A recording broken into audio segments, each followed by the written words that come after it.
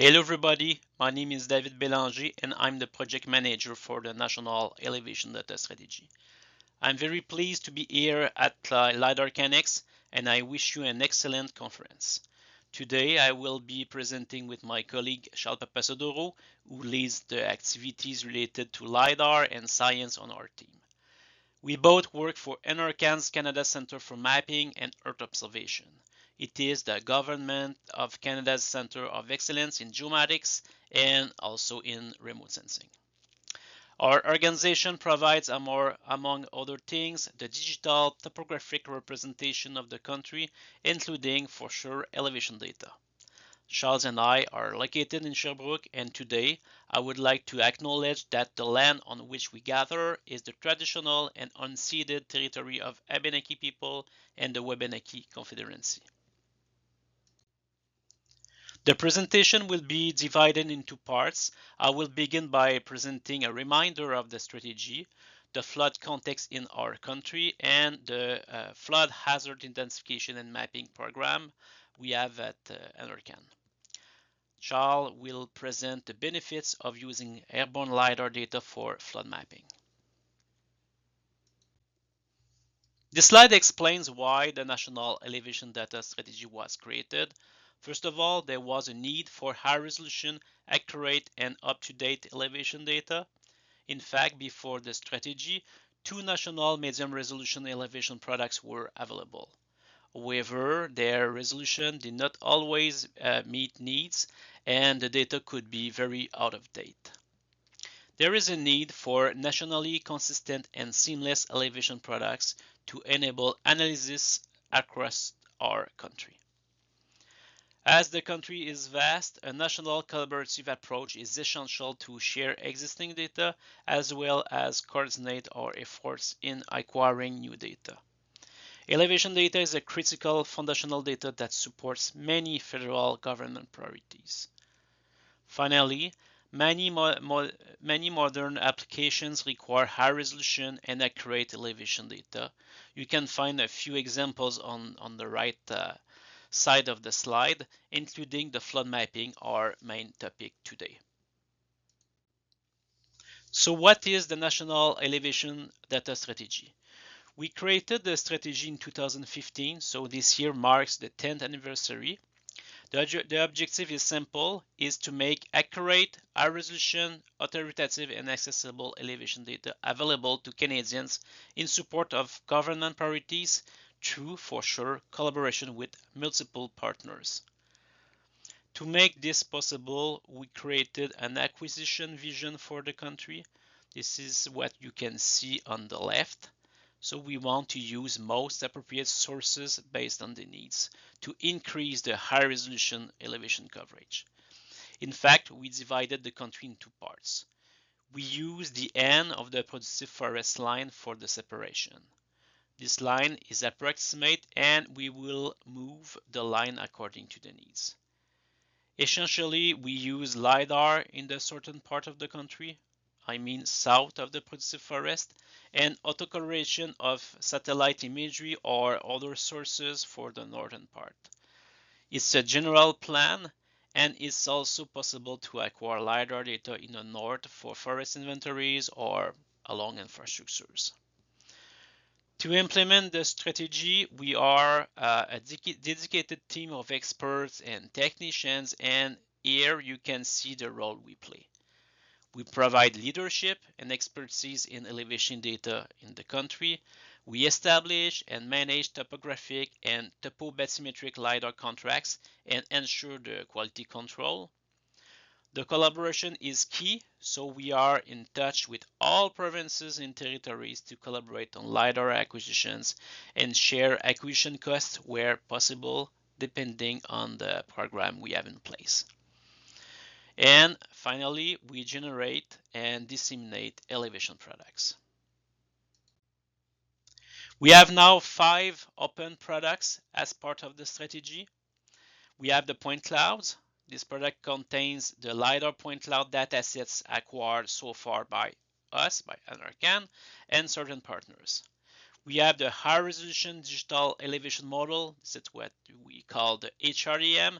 Essentially, the data includes digital terrain model, digital surface model, and other derived data at 1 meter or 2 meters resolution.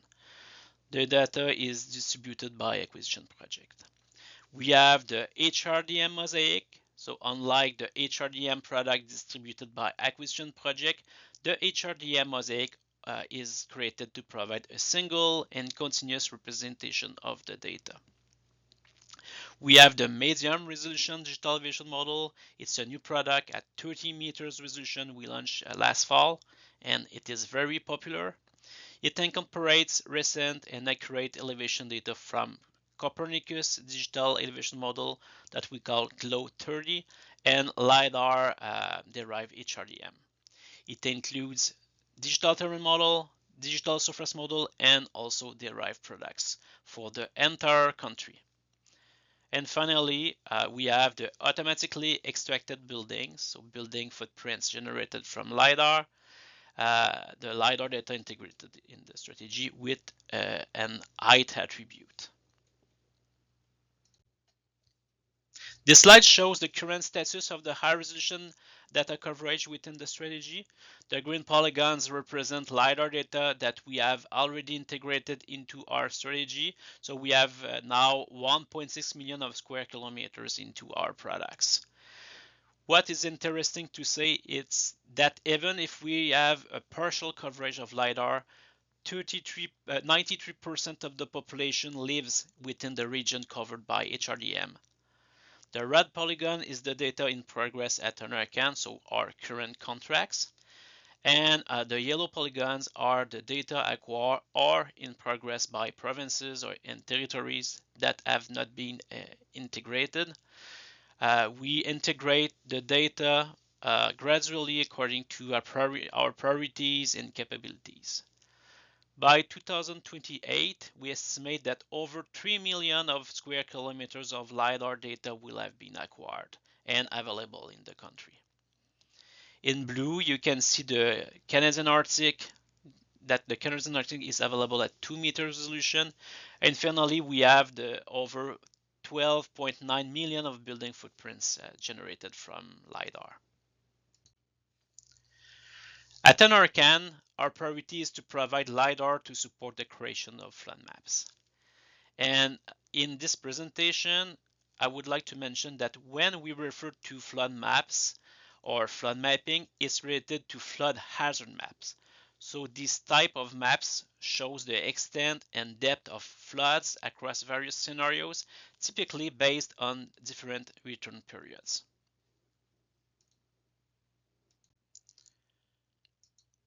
As many of you know, there is an important need for flood information in Canada since that flooding is the most common and costly natural disaster. Recent studies conducted by our colleagues at Public Safety Canada estimate that the residential flood risk in Canada is 2.9 billion per year. Unfortunately, many Canadians are unaware of their exposure to flood risks. Other recent studies show that only 6% of Canadians living in flood-prone areas are aware of the high risk they face, which is really concerning. Despite various efforts, many communities don't have access to up-to-date flood maps. We have created the product flood map inventory. This inventory compiles flood maps for a variety of sources, and of the 643 existing maps we compiled last year, only 60% were accessible to the public. The chart you can see here shows that many of these maps were not up to date. Some of them were created in the 70s.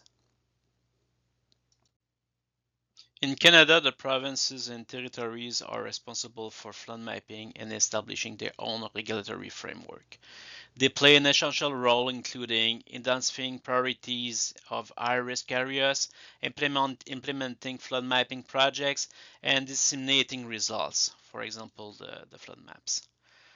The approach of the 13 provinces and territories varies, and in many cases, responsibility for flood mapping is also delegated to municipalities or watershed organizations.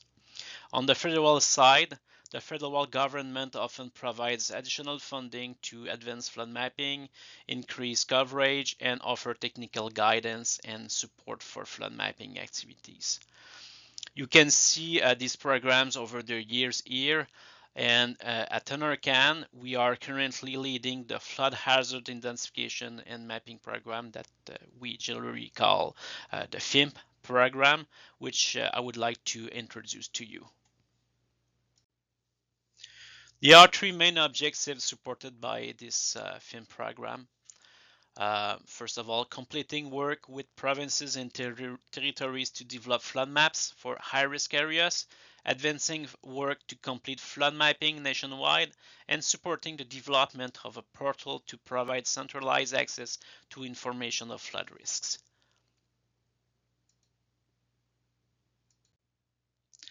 The FHIMP program was launched in 2021, initially planned for 3 years, with a total funding of 63 million. In 2023, the program was renewed for a further 4 years until 2028, with an additional funding of 162 million. So to implement the strategy, we work closely with our provincial and territorial partners, indigenous communities, and other organizations to complete that work. The program is led by us, so NRCan, with the support from two other departments, so Environment and Climate Change Canada and Public Safety Canada. The projects are cost share on a 50-50 basis with the provinces and a 75 and 25 basis with the territories. As a result, that the federal government covers 75% of the cost for the territories. The program is built on shared expertise, including that of 2 federal departments for Indigenous engagement. This morning, I don't want to go into detail on all activities funded by the program, as there are many. You can see the type of activities funded in the circle on the right side of the slide, from the data acquisition to the data assimilation. This obviously includes a large amount of LiDAR data acquisition. If you would like to find out more about the program, you can visit the website. Just type FHIMP in Google and you will find our webpage presence. The program is progressing very well, and we have agreements with all provinces and territories. Since 2021, more than 300 flood mapping related projects have received funding from FHIMP, including 60 LiDAR acquisition projects. The map here shows the LiDAR projects under FHIMP over the last 4 years, covering 255,000 square kilometers of topographic LiDAR and more than 2,000 linear kilometers of topobathymetric LiDAR. All the data is being gradually added to the National Elevation Data Strategy product I presented earlier. Now I will give the floor to Charles for the next part of the presentation. Hi everyone, my name is Charles Papasodoro. I'm the team lead for the National Elevation Data Strategy, and today I'll be presenting the second portion of the presentation. So now let's discuss a bit more in detail what are the benefits of airborne LiDAR data for flood mapping. This slide provides a theoretical overview of the flood model physical principles and the different inputs of it. First, the model needs information about the simplified hydrology, for instance, precipitation, HDF curve, runoff infiltration, historical flow, etc. Then it needs the hydraulics information to allow the representation of flow and volume on terrain and bathymetry. Depending on the modeling approach, these representations can be either 1D, 1D, 2D, or 2D. That's why good topographic LiDAR data is key for flood modeling, and same goes for bathymetry. The more accurate flood models typically have good spatial resolutions from 1 to 10 meters, for instance, and variable processing time. And of course, these models can be approximated or simplified at different stages, and this will have an impact on the uncertainty of the model. So that's, in a nutshell, the big picture of flood model principles. Airborne topo LiDAR data is considered a key baseline of modern flood modeling approaches.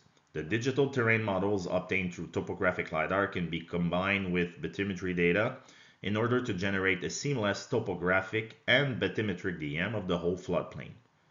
Bathymetry can be collected in various ways, for example through transects, single beam or multi-beam echo-sounders, and even topobathy LiDAR, which I'll touch upon in a couple of slides. So that seamless DEM, regardless of how it's generated, is a key input for 1D, 2D, or 2D hydraulic flood models in combination with other data such as historical weather data, water flow, and so on and so forth. Let's focus now on the topographic side of things. When it comes to the LiDAR technology itself, it definitely has some advantages over other technologies such as photogrammetric or interferometric DMs. The two main advantages are the following. For one, the LiDAR signal is able to penetrate the canopy in order to obtain an accurate relief representation below canopy. Secondly, it has very high accuracy capabilities, down to better than 10 centimeters or even 5 centimeters vertical RMSE in non-vegetated areas. Because of that, and depending on the LiDAR pulse density, topographic DTMs with a resolution of 50 centimeters or 1 meter can be generated, and with very high accuracy. When the objective of a LiDAR acquisition is flood mapping, it is generally recommended to optimize the specifications in order to maximize the quality of the ground representation. This often means aiming for leaf-off acquisitions, low water levels for good bank representation, high pulse density, higher accuracy, and sometimes even higher swath overlap. To define the whole set of acquisition specifications, we recommend following the Federal LiDAR Data Acquisition Guideline, more specifically the Annex on flood mapping. Through the FHIMP, over 240 flood mapping projects across the country are relying on accurate and current LiDAR data, and the number of projects will continue to increase in future years. Here are just a few examples. Detailed engineering flood hazard maps are typically produced at the highest level of detail. They have the best accuracy, but they also are resource intensive. Because of that, and because of Canada being so vast, other flood modeling approaches are aimed to increase the hazard mapping coverage across the country. Different levels and scales of analysis can be leveraged to complete and maintain flood mapping coverage. In this example here, you can see how detailed engineering can be designed in a complementary manner to regional flood modeling. Flood maps that are created from the various methods can match various use cases, whether it's bylaws and regulations, land use planning, public awareness, and so on and so forth. In our flood mapping program, regional flood modeling is expected to bridge the gap between more global or national flood models and the local flood engineered modeling. By regional modeling here, we mean modeling at the watershed or multi-watershed levels. We are currently carrying out a national feasibility study to support the implementation of regional flood modeling in the country via a contract with KGS and DHI. The level of implementation varies in the country. 3 provinces already have near complete regional coverage, that is Quebec, New Brunswick, and Prince Edward Island. There are multiple regional modeling approaches, but all of them rely on accurate and current topographic LiDAR data, ideally. If not available, medium resolution DEM can be used, but with coarser accuracy. Quebec is at the forefront of regional flood modeling. They are currently using a province-wide approach that combines regional and detailed flood modeling according to the level of exposure to flooding. This includes about 50 watersheds and about 7,800 linear kilometers of watercourses. For the regional modeling approach, they are using a series of large-scale 2D flood models in which they use topographic LiDAR to approximate the river's bathymetry. Simply put, they combine the measured height of water and the precise date of acquisition, all based on topo LiDAR, with the water discharge obtained from hydrological model. Using the classical Manning's equation, they're able to estimate the bathymetry in a sufficient manner. This approach allows modeling large regions with high accuracy for this scale, and flood modeling outputs are used for forecasting and regulatory purposes. So that's another example of how topographic LiDAR is leveraged for flood mapping. Now let's dive into the Topobati LiDAR side of things.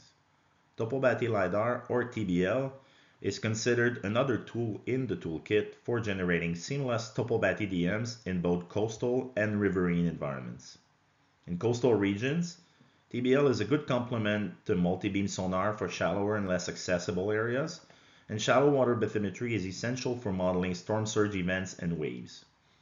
In rivers, TBL will generally provide a decent riverbed coverage, and if gaps are present in the deeper portions, they can be filled in if necessary using other technologies such as sonar, hydroball, and so on.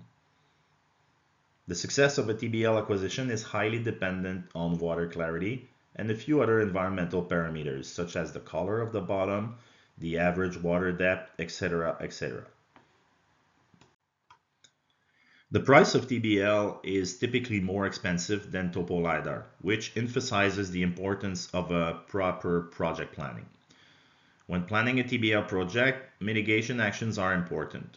Something that we always recommend before launching a TBL acquisition project, especially for riverine environments, is to pre-analyze the typical river conditions. By that, we mean analyzing the typical water clarity, either by Earth observations or stations, the average estimated depth, the riverbed type, and so on and so forth. This will provide a better understanding of the risks associated with a TBL acquisition and ultimately a go or no-go for a project.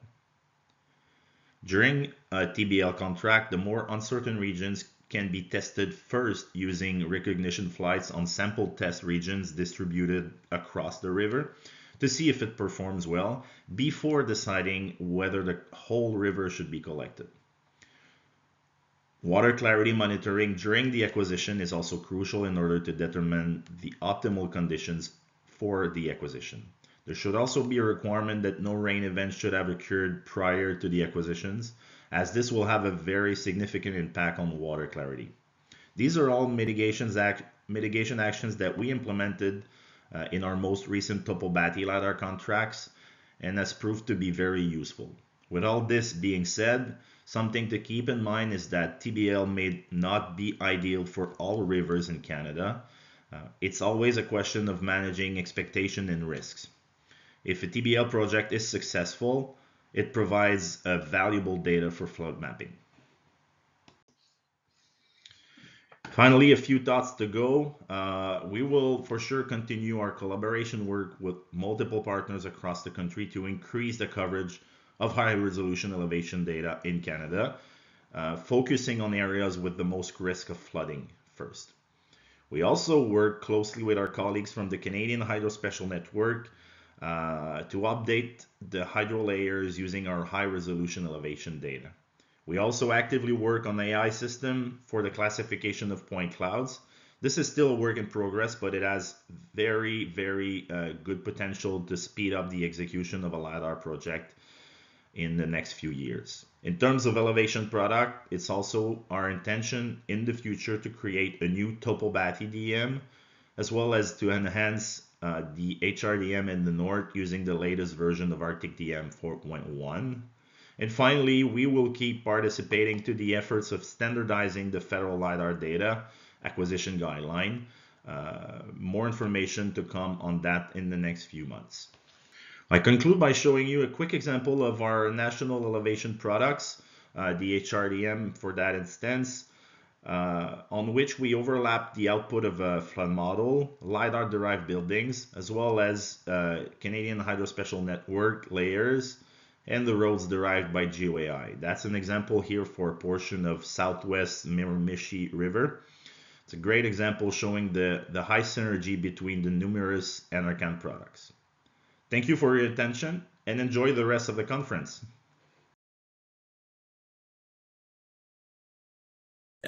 Regarding the specifications for the GeoBC LiDAR program, yeah, they are aligned with what we typically see for flood mapping, less than 10 centimeter accuracy. That's Sometimes it can be 5 centimeters, and it depends on the multiple things. But it's some provinces prefer to go with 5 centimeters for higher risk areas, but at least 10 centimeter is a very good, you know, no, I wouldn't say minimum, but yeah, it can be considered a minimum. Yeah. John's just mentioned to me that maybe not everybody sees those Q&A questions. So I guess the last part was, given the goal of achieving 10 centimeter accuracy DTM with less, better than 10 centimeters, are there other specifications or considerations are important regarding LiDAR acquisition, in addition to what you've already mentioned? Well, you have the pulse density in higher risk areas. What we typically recommend is at least 6 to 8 pulses per square meters. It can be even higher than that. Yeah. That would be the minimum. In urban areas, what we typically recommend also, just to have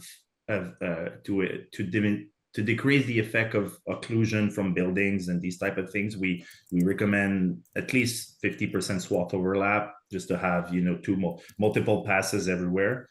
So that's something we see often too. No, that's great. That's I great. just wanted to mention that BC it's a great program. They will significantly increase the coverage of LiDAR over the country. Mhm. So it's something interesting for the strategy, because our intention is also to increase our high resolution HREM products and the products we have in place at NRCan with this data. We are in touch with them, just to let you know. When they started the program, we met them in Victoria. So it's always interesting to see that the province is really active. Right. This is an anonymous attendee. Is the government hiring research specialists? And do you have any opportunities available right now? Any advice on how to apply? Go ahead, Devin. We don't have any opportunity. We have LiDAR specialists. In fact, we hired some LiDAR specialists a couple of years ago. And if they want to apply for a job submission, you can reach the website. We have a specific website. Just type on Google job at Government of Canada. You will find the site easily. Great. We have another question here from Daniel. It was a good presentation. Thank you. I would like to know about the software that maybe they consider the most appropriate in terms of the use of the platform or the complexity of the data needed. For example, sometimes a quick analysis without much field data is required for an early warning. So I'm wondering if this is getting at the regional modeling approach versus the detailed engineering approach. If it's related to the software used for everything related to flood modeling and these type of things, we are not expert. David and myself, we're not experts at this. We know that there's HECRAS and these type of things. We're aware of these softwares, but I wouldn't be the appropriate person to provide software names and these type of things. But I mean, for our data, like in a generic manner, we try to provide our LiDAR point clouds and the DEMs in a following the open source stack, like say mindset. So there's the stack catalog that we are aiming for more and more in recent months, and you'll see more of that in the next couple of years. But also the cloud optimized point cloud, the COPC, for our LiDAR point cloud product. So these are the type of things or technology that we're leveraging. So it's very easy to use software such as QGIS to read all of this data all at once. Point clouds and DMs, even the new capacity of QGIS have evolved a lot relating to for everything point cloud. So that's something that's very interesting. Mm-hmm. I hope it provides a good overview. Okay, we have two other questions here. One, is the building data set open source? And if so, where can it be downloaded and what's the format available? And lastly, what is the license? Can it be used for commercial purposes? Yes, It, go ahead, Evan. well, just to say that all products we produce at NRCan are open, including the building footprints. You can go to Open Maps or geo.ca to download the data. That the name of the product is automatically extracted building, so you should find easily the product on the websites. And about the license, it's a very flexible license. It's the open government license we use always. So you can use it for commercial purposes as well. Very good. Great. Last question that I see here from Kevin McGuigan, specifically to Charles. Do you have any comment on what deep learning tools which may be useful? Are you currently using open source methods like PointCNN or PointNet? Are the models you're exploring closed source? I'm not sure if that's specifically related to, say, the building footprints or other analysis perhaps you're doing that you've not had a chance to present. And I apologize if we're jumping into some panel discussion for you. Oh, that's fine. Yes, I'm not sure if these are the exact models that are being used, but we have a team in our organization which is really working on AI new platforms and systems and models. And one of the work that they're working on is the classification of LiDAR point clouds through AI. And might be mistaken, but I've heard PointNet at some point, so it might be that one, but I'm not 100% sure. But it's there's work on that front on our side, because it could have very good advantage for our national elevation data strategy, dealing with all of the LiDAR that we receive each year, and we generate, disseminate all the DMs and point clouds. It's a lot of data. Yeah. You need resource. It's resource intensive, so new ways to make it easier and faster in the future. This is the type of things that we are investigating more and more through these type of models. Just maybe a quick follow-up on that.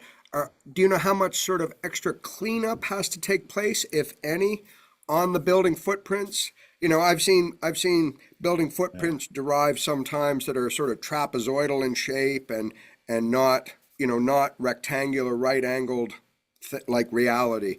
I'm just wondering your comment about how well the building footprints derived from the LiDAR are conforming to that, and whether there's a human set of eyes that goes over those data before they're released. There is it's a very good question, actually. I don't think we'll ever be at 100% accuracy. We have to accept a certain percent of buildings at some point that are maybe a bit off or have wrong footprints, but we try to avoid that as much as we can. A lot of the extraction of building footprint is highly based on, or is highly linked to how well the classification of the building was done at first. So Okay. that's one thing. And the denser the denser the point cloud, the more it helps as well. So it all impacts. And what makes it a bit, I think, challenging in the country when it comes to deriving point building from LiDAR is that it's in the country, it's like the acquisitions of LiDAR acquisitions in the country are very multi organizations. It can be done with multiple different specs, multiple density, these type of heterogeneity. So having a system that's allowing, or that's capable of extracting seamless or uniform and standard buildings in the end, that's what makes it I think a bit more difficult. But I think it's the system is pretty good nowadays, and we continue to help to increase the accuracy of our Maybe models. I was just going to say on that topic, Nadine had a follow-up. How accurate is the automatic extraction of building data, especially those challenging areas like where buildings are surrounded by vegetation? So do you have a sort of ballpark feel for the accuracy? If I'm not mistaken, David, I think we're stating 1 or 2 meters accuracy horizontally. That's what I remember at the top of my head. I don't remember, but we have an article published on the quality assurance. I just want also to add that we have added an attribute on the buildings for the quality. So according to the leaf condition, the density, and the presence of the classification of buildings, we establish a certain level of quality. Oh, very good. Very good. Excellent.